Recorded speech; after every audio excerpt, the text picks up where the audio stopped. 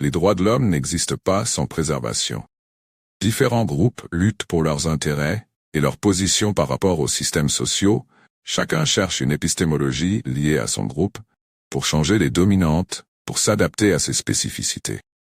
Mais ils se soucient rarement, voire jamais, de l'obéissance aux lois naturelles.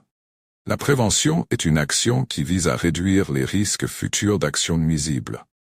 Par exemple, si l'on prend soin de la nature, il y aura une augmentation du système d'eau à la fois dans le sol et dans l'air.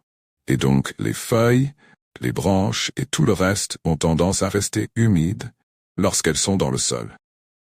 Cela rend extrêmement difficile tout déclenchement d'incendie, car la concentration d'eau dans la région tend à s'éteindre et empêche même tout système d'incendie de démarrer. Mais la dévastation tend à réduire le système hydrique de l'environnement.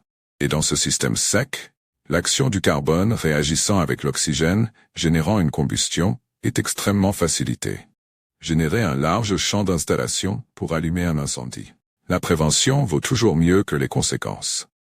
Une fois les conséquences constatées, les dégâts sont normalement exorbitants, mais le coût de la prévention est extrêmement moindre. Cela peut être considéré comme un exemple.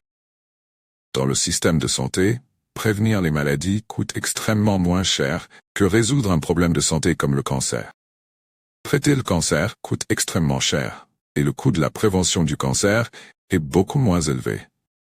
C'est la même chose avec l'écologie. Le problème est que le coût en incombe aux générations futures. Et les hommes ont longtemps dévasté la nature et supprimé les réserves. Vivant une vie pleine de luxe et de gaspillage, et avec cela, les gens jouissent des plaisirs. Mais les coûts seront payés et sont déjà payés par les jeunes pour récupérer la planète épuisée. Et tous les coûts bien plus élevés que la prévention pèseront sur cette génération et sur les suivantes. Ainsi, il n'y a pas de droit de l'homme sans prévention, car on cherche à détruire les êtres humains dans les générations suivantes. Lorsqu'il y a un manque de système de base, la loi déterminée à la survie commence à redevenir la loi du plus fort. De sorte que les gouvernements ont tendance à devenir autoritaires, contrôler la population insatisfaite, ce qui annule les combats, les guerres et tous les concepts des droits de l'homme. À la loi du plus fort. Ainsi, si un groupe revendique ses droits, mais ne lutte pas pour le droit de la nature, il perdra ses droits acquis, car il reviendra à la loi du plus fort. Car il ne se soucie pas vraiment du droit de la nature. Bonjour, notre vidéo est terminée, mais vous trouverez bien plus de nouvelles sur notre chaîne YouTube, Buscada Verdad, et sur notre site reformadoresdazode.com. Actualité en vidéo et texte avec divers conseils sur la santé. Thèmes historiques, archéologiques, pédagogiques, principes et vertus, mathématiques et physique, géographie et sciences, méthodologie et bien plus encore. Rejoignez notre chaîne et notre site web vous verrez des millions de sujets abordés là-bas. Ne perdez pas de temps.